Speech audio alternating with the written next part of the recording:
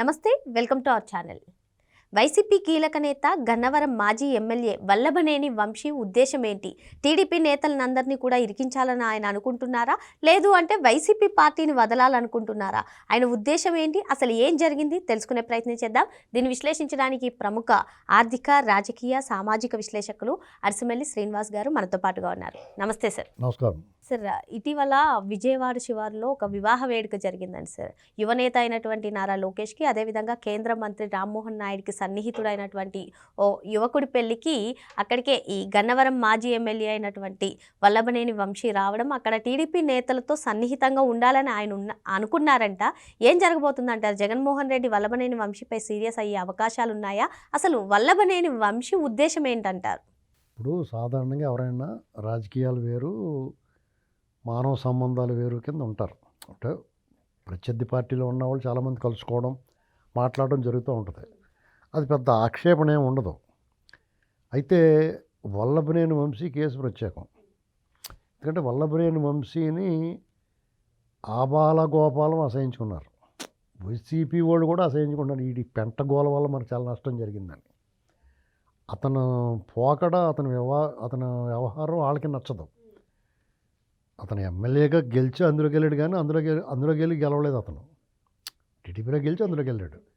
అతను బుద్ధి బయట పెట్టుకున్నాడు. ఎప్పుడు కూడా అతను ఫేస్ కన్నింగ్ ఫేస్ అండి. అతను ఎప్పుడు ప్లెయిన్గా, ఫ్రెష్గా, face is the index of mind. మనసు నిష్కల్మషంగా ఉంటే ఫేస్ కూడా ఫేర్గా, క్లియర్గా ఉంటుంది. మీరు కావాలంటే చూడండి, అతని ముఖం ఎప్పుడు కూడా కన్నింగ్ ఉంటుంది. ఇది ఇలాంటి విషయాల్లో అతను ఇక్కడ కూడా సాధారణంగా మామూలుగా పెళ్ళికి పిలిస్తే వెళ్తారు. ఎవడన్నా అక్కడ రకరకాల పార్టీల వాళ్ళు ఉంటారు, అన్నీ చేసుకుంటూ ఉంటారు, కలుస్తారు, మర్యాదగా అక్షంతలు వేస్తారు, కలిసిన వాళ్ళతో మాట్లాడతారు, అవతల వాళ్ళు కూడా బాగానే పలకరించుకుంటారు, అన్నీ జరుగుతాయి. ఇది ఇతని విషయంలో ఇతను కావాలని కన్నింగ్ కదా, ఈ టీడీపీ వాళ్ళని పలకరించడం ఇలాంటివన్నీ చేస్తుంటే ఇతను మామూలుగా ఇతను బయట అనుకునేది ఏంటి, టీడీపీకి వ్యతిరేకంగా ఉన్నాడు. టీడీపీ చంద్రబాబు నాయుడు గారిని, లోకేష్ గారిని, వాళ్ళందరినీ ఇష్టమైనట్టు మాట్లాడాడు. చాలా అసభ్యకరంగా, జుగుప్సాకరమైన మాటలు మాట్లాడాడు. ఇతన్ని తెలుగుదేశం పార్టీ ఆఫీస్ తగలబెట్టాడు. ఇతని మీద చాలా క్లెడ్జ్ ఉంది. కార్యకర్తలందరికీ కూడా, పార్టీ నాయకులు కూడా చిరాకు ఉంది. అంతకుముందున్న స్నేహితులు కూడా ఇನ್ನು ఆ స్నేహితుడు కాదని డిక్లేర్ చేశారు. అలాంటప్పుడు అసలు ఆ పెళ్ళి చేసుకున్న అతనే పిలవకూడదు. ఇంతమంది టీడీపీ వాళ్ళని పిలిచేటప్పుడు ఇప్పుడు శుభ్రంగా సుగంధ ద్రవ్యాలు, పూలవనం, పువ్వులు, అత్తరు, గుబాళింపుల మధ్య పందిపెంట పెట్టుకుంటాడు ఎవడన్నా. ఇదంతా పోద్దిగా, స్మెల్ వచ్చేది కదా. వాళ్ళకు ఉండాలి అది, ఇలాంటి వాడు పిలవకూడదు అని. పిలవకపోతే అతను నష్టమే ఉంది.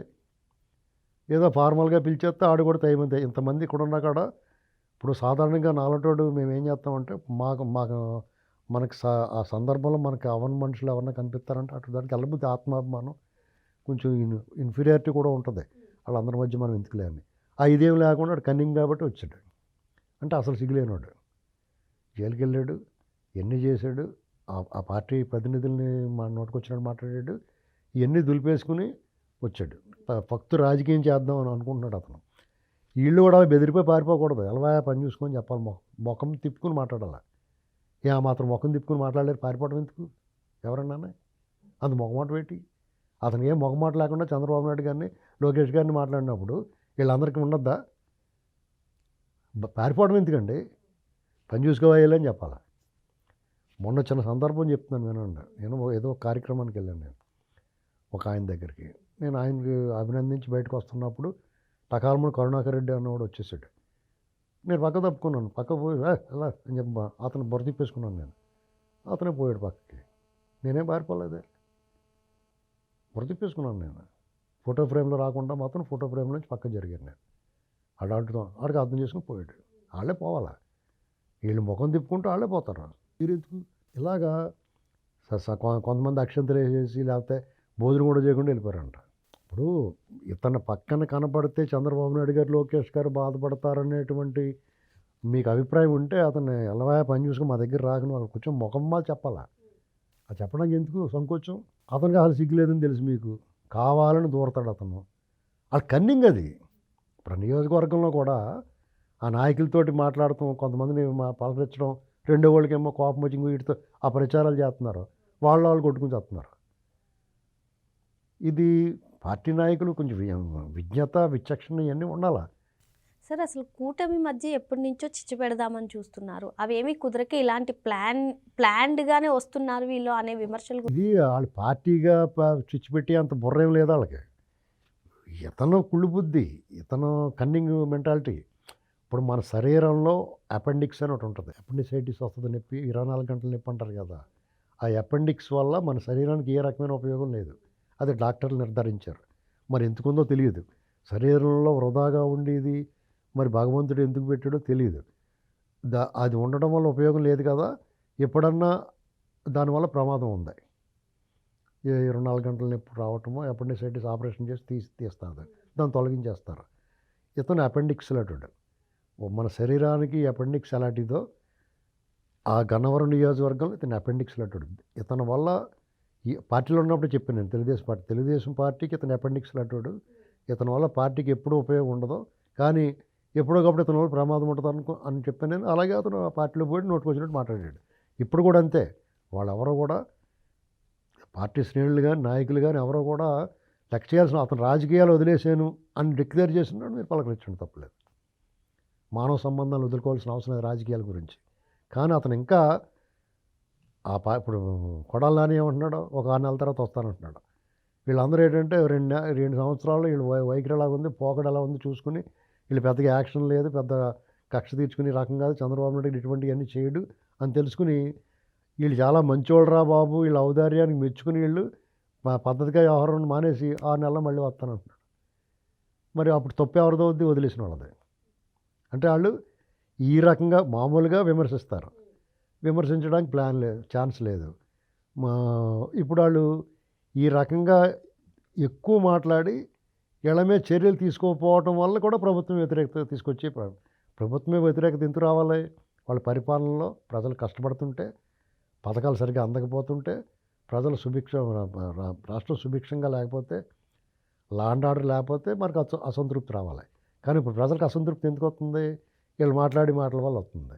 అలా మాటలు ఎవరు మాట్లాడుతున్నారో వాళ్ళు మాట్లాడుతున్నారు. మన కోపం ఎవరి మీద ఉంటుంది? వీళ్ళు ఎందుకు వదిలేస్తున్నారు? మాట్లాడిన వాడి మీద కోపం ఉండదు మనకి. వీళ్ళు ఎందుకు మాట్లాడిస్తున్నారు ఇలాగా అని వాళ్ళ మీద కోపం వస్తాయి. ఆ రకంగా ప్రజా వ్యతిరేకతని తీసుకురావడానికి ప్రయత్నం చేస్తున్నారు. అది వాళ్ళు గమనించుకోవాలి. అది వాళ్ళు గమనించుకుని మేము ఇంత పద్ధతిగా మంచిగా ఉంటే మీరు ఎలా ఉన్నారన్నమాట చెప్పి ముట్టుకేయాలి. ముట్టుకేయటం అంటే మామూలుగా సరదాగా ముట్టుకేయటం కాదు, తీసుకెళ్ళి కూర్చోబెట్టి కుమ్మేయాలి. ఆ పని చేస్తారో లేదో చూద్దాం. ఇప్పుడు వల్లభనేని వంశీయే కాకుండా కొందరు కూడా అసలు టీడీపీ వైపుకు అడుగులు వేసి కోవట్లుగా మారే అవకాశాలు ఉన్నాయని ఎక్కువగా అంటున్నారు. ఖచ్చితంగా ఉంటారండి వాళ్ళు. రోజా ఇలాంటి అంబటి రాంబాబు, రోజా, పేరు నాని ఇలాంటి కొంతమంది నోటికి వచ్చినట్టు మాట్లాడతారు. కొత్తగా వచ్చిన వాళ్ళు, కొత్త పుస్తకాలు కొంతమంది ఉన్నారు వైసీపీలోని, వాళ్ళు వావరేకం చేస్తున్నారు ఫుల్గానే. అసలు చంద్రబాబు గారు చేతులు కట్టుకుని చంద్రబాబు గారు మీరు అని చెప్పేసి మాట్లాడుతుంటే ఏం కర్మం పట్టిందిరా బాబు, ఎంత బతుకు 40 సంవత్సరాల పార్టీకి. ఆ తెలుగుదేశం పార్టీలో కూడా కొంతమంది చాలామంది వాళ్ళ ఇష్టం మాట్లాడుతున్నారు. పార్టీలో కొంతమంది వాళ్ళు ఏదో పార్టీని 40 సంవత్సరాల పార్టీని వాళ్ళే మోస్తున్నట్టు ఏంటండి, లేదంటే ఏదో అయిపోద్ది అన్నట్టుగానే. అసలు ఇప్పుడు ఎలాంటి తుఫానులు, సునామీలు, సంక్షోభాలు ఎలాంటి దాటుకుని వచ్చింది పార్టీ, దానికి వీళ్ళు వచ్చి మాట్లాడుతున్నారు. జగన్మోహన్ రెడ్డి లాంటి అరాచకవాది, అత్యంత క్రూర స్వభావం ఉన్నవాడు, నియంత మనస్తత్వం, ఇటువంటి వాడు వచ్చి కూడా పార్టీని పీకలేకపోయాడు, పార్టీని లేకుండా చేయలేకపోయాడు. వీళ్ళు ఏం మాట్లాడతారు? ఆ పార్టీలో ప్రాపకం కోసం, అటు పాడేసి మూటల కోసం ఏదైనా ప్రాపకం చెత్త చెప్పాలి అర్థం బతకడానికి. ఆ పార్టీలో నాయకులు కొంతమంది నోటుకొచ్చినట్టు పేలుతున్నారు. రేపొద్దున అరెస్ట్ చేస్తే మదిగో మేము మాట్లాడాం కాబట్టి అరెస్ట్ చేస్తున్నారని చెప్పి ఒక ఎలిబి కాజ్ కోసం కొంతమంది ఆ పార్టీ నుంచి ఈ పార్టీలో చేరడం ఏంటంటే ప్రస్తుతానికి సేఫ్. ఈ పార్టీ నుంచి ఆ పార్టీలోకి వచ్చేస్తే తర్వాత అవసరం కొలిది టక్మని అందులో పోతారు. కాబట్టి పార్టీ కూడా ఏం చేయాలంటే వాళ్ళు వచ్చిన వాళ్ళందరికీ ఒక క్లాసులు ఉంటాయి కదా,